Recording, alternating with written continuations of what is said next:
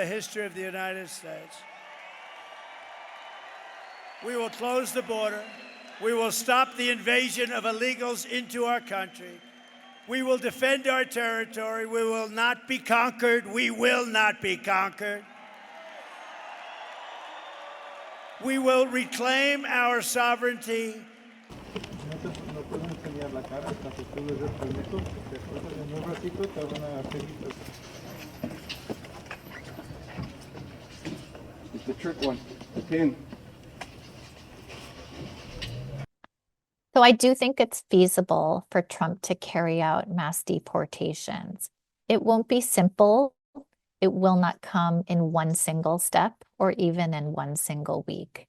But the office of the presidency is a powerful one. And with Congress and the Supreme Court largely within the control of the GOP, I think the president-elect has a number of tools to carry this out.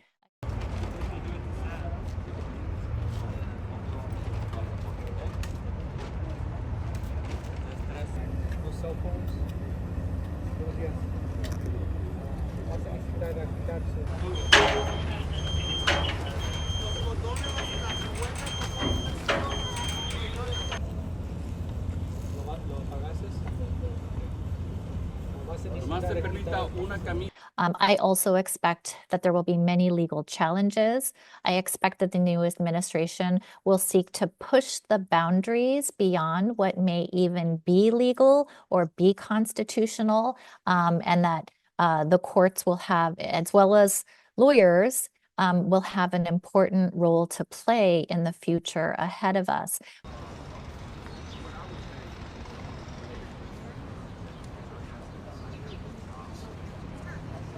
Navidad Santos, convicted for possessing controlled substance.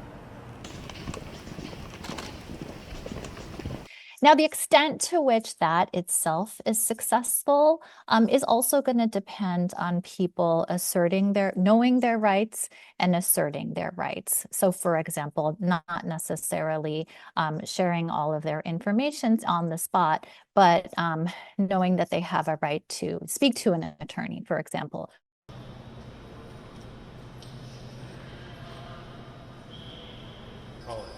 So the day room is where they're all out, where they can see the televisions, and there's people still doing visitation. And right next door, also, you have a satellite medical clinic. This is how. Do you always try to keep like does this place hold more? And we will end deadly sanctuary cities. We're going to end them. The staffing and the size of ICE and CBP are not enough to single-handedly deport 10 to 12 million individuals from their homes and communities overnight. However, states and local governments, again, some but not all, have expressed a desire and enthusiasm even to cooperate. And so I think we could be looking at local law enforcement and state police forces participating in arrest and apprehension efforts.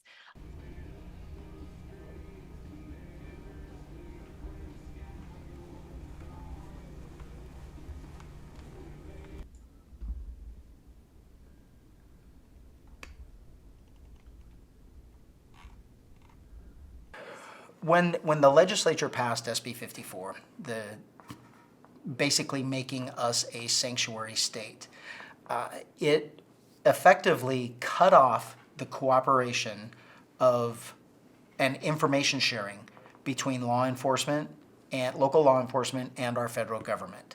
And there are some exceptions, but for the most part, it made it a crime.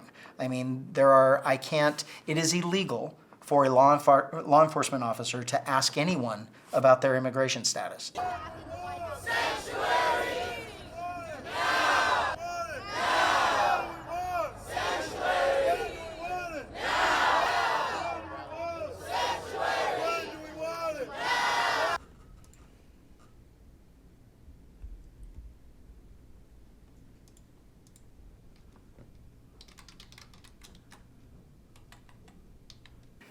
you know, the struggle between violating the two laws is going to be real, because I have to cooperate with them, or I'm guilty of a felony with a mandatory 10-year prison sentence.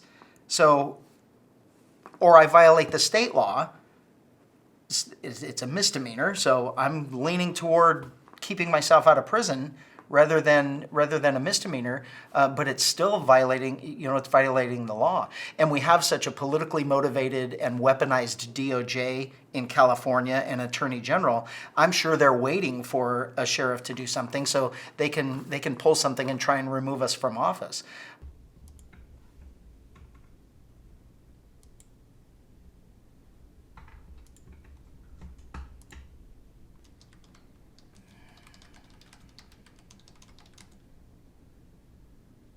So we are doing everything we can to make sure our community knows your immigration status means nothing unless you're a criminal. It's like, don't commit crimes. If you don't want us to involve you with ICE and with immigration, don't commit crimes, and don't let your family members commit crimes.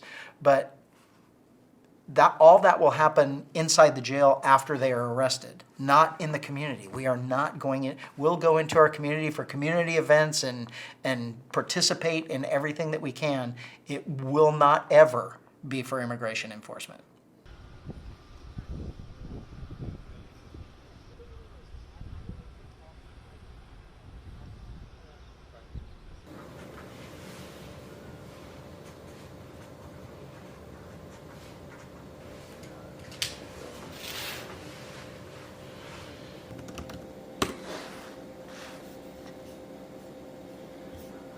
Myself as a DACA recipient, I've been living in the U.S. since I was 10 years old, and I have a work permit right now that allows me to live here and work.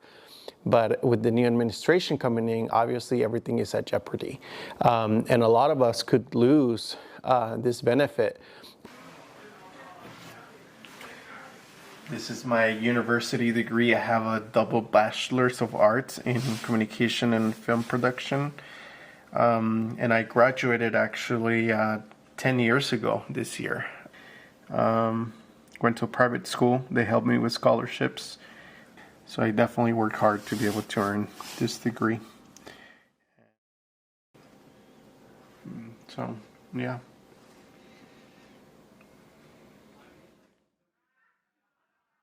Every single year we pay federal, state, local taxes. So I feel proud that we contribute and that we help the economy and we help the communities be better. A lot of us are homeowners, like myself as well, so we also contribute that way.